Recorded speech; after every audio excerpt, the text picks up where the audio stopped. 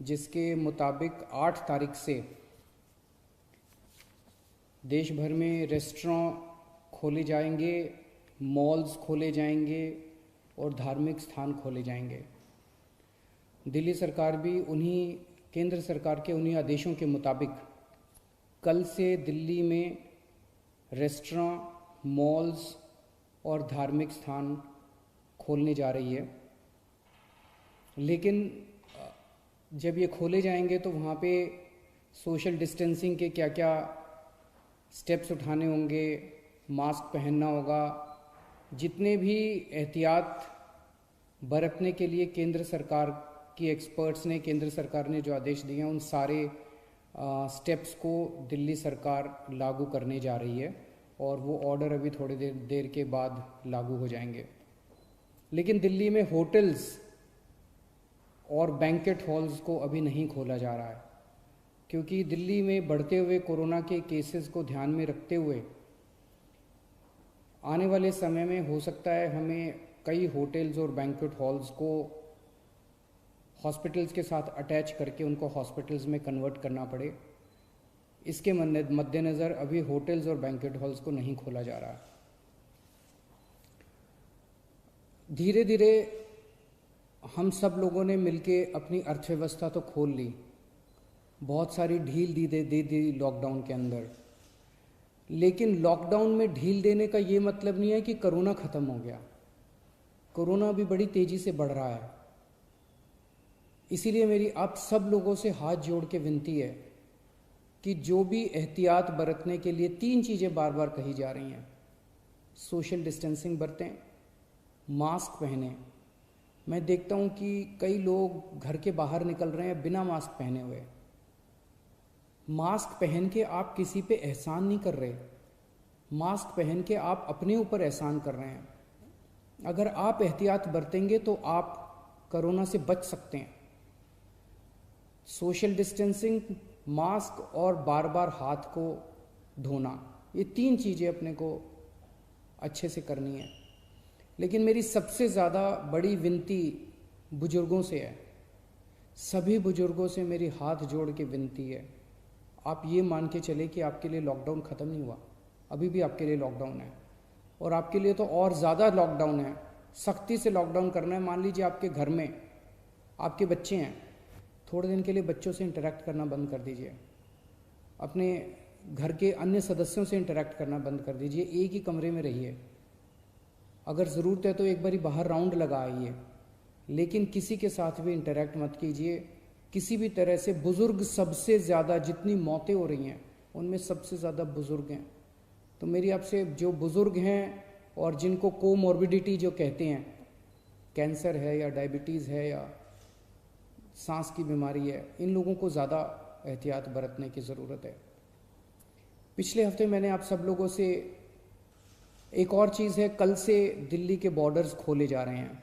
1 हफ्ता पहले हमने दिल्ली के बॉर्डर्स सील किए थे, इसलिए क्योंकि हमें ये लग रहा था कि अगर बॉर्डर्स खोल दिए तो देश भर से जो मरीज आएंगे और दिल्ली के अस्पतालों में इलाज कराएंगे, उससे दिल्ली के अस्पताल अभी जो कोरोना का इलाज कर रहे हैं, क्या उसको बर्दाश्त कर पाएंगे, क्या उस बर्डन को बर्दाश्त कर पाएंगे।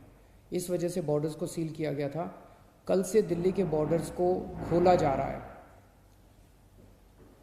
साथ ही अभी कैबिनेट की मीटिंग हुई और ये निर्णय लिया गया है कि पिछले हफ्ते हमने दिल्ली के लोगों से पूछा था, हमने दिल्ली के लोगों के सामने ये प्रश्न रखा था, हमने दिल्ली के लोगों से ये पूछा था कि अभी तक कोरोना होने तक, मार्च के महीने तक दिल्ली के सारे अस्पताल पूरे देश के लोगों के लिए खुले रहते थे।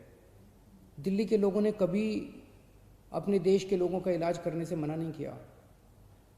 किसी भी वक्त हमारे दिल्ली के सारे अस्पतालों में लगभग 60-70% मरीज दिल्ली के बाहर से, देश भर से लोग आए हुए होते थे।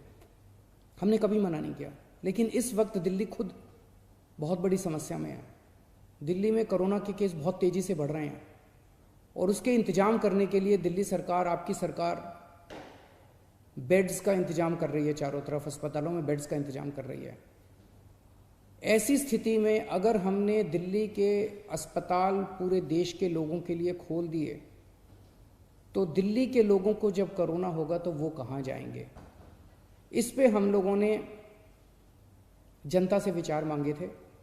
7.5 लाख लोगों ने अपने सुझाव भेजे और 90% से ज़्यादा लोगों का यही कहना था कि कोरोना तक, जब तक कोरोना है दिल्ली में, तब तक दिल्ली के अस्पताल केवल दिल्ली वालों के लिए रिजर्व होने चाहिए।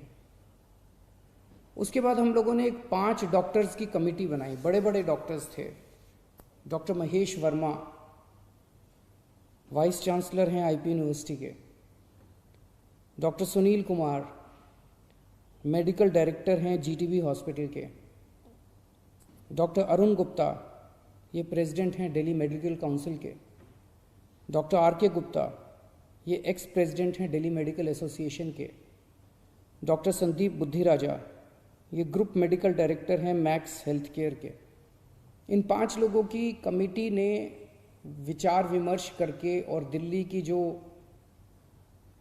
मेडिकल इंफ्रास्ट्रक्चर है, हेल्थ इंफ्रास्ट्रक्चर है, उस पर नज़र डाल के उसको सारे को असेस करके उन्होंने अपनी रिपोर्ट दी है। और उस रिपोर्ट में और बहुत सारी चीज़ें हैं, लेकिन उनका यही कहना है कि अगर दिल्ली में इस वक्त कोरोना के केसेस बहुत ज़्यादा बढ़ रहे हैं और जून के अंत तक दिल्ली को लगभग 15,000 बेड्स की ज़रूरत होगी। ये कहाँ से आएंगे?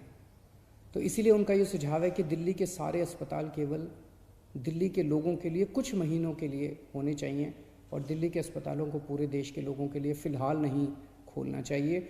उन्होंने ये कहा है कि अगर सबके लिए खोल दिया तो 3 दिन के अंदर आज जो 9,000 बेड दिल्ली सरकार ने कोविड के पेशेंट्स के लिए रखे हैं, ये मात्र 3 दिन के अंदर भर जाएंगे। इन सारी चीज़ों पे आज कैबिनेट ने गौर किया। अभी थोड़ी देर पहले हमारी कैबिनेट की मीटिंग थी और कैबिनेट ने गौर करके ये निर्णय लिया है कि हमें एक संतुलन बनाने की ज़रूरत है। दिल्ली सरकार में 10,000 बेड है, केंद्र सरकार में भी 10,000 बेड है।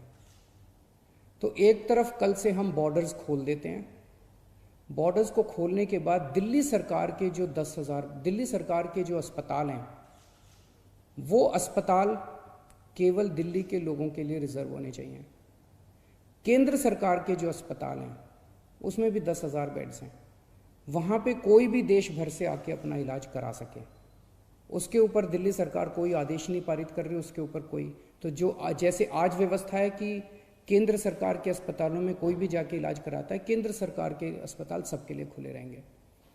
प्राइवेट अस्पताल केवल दिल्ली वालों के लिए रिजर्व रहेंगे कोरोना तक। लेकिन कुछ प्राइवेट अस्पताल ऐसे हैं जो स्पेशल किस्म की सर्जरी करते हैं, जो सर्जरी बाकी देश भर में अवेलेबल नहीं है और लोगों को अपनी जान बचाने के लिए दिल्ली आना पड़ता है। जैसे ऑन्कोलॉजी सर्जरीज़ हैं, ट्रांसप्लांटेशन है, न्यूरो सर्जरीज़ हैं। इस किस्म की कुछ सर्जरीज़ जो कुछ चंद अस्पताल करते हैं, उन सर्जरीज़ के लिए देश भर से लोग अगर दिल्ली आके अपनी सर्जरी करवाते हैं, वो पूरे देश के लोगों के लिए खुला रहेगा। तो मुझे लगता है कि ये एक बैलेंस है जिसमें दिल्ली वालों के हितों की भी रक्षा होगी और देश भर से अपने जो नागरिक दिल्ली आके अपना इलाज कराना चाहते हैं, उनके हितों की भी रक्षा होगी। बहुत बहुत शुक्रिया।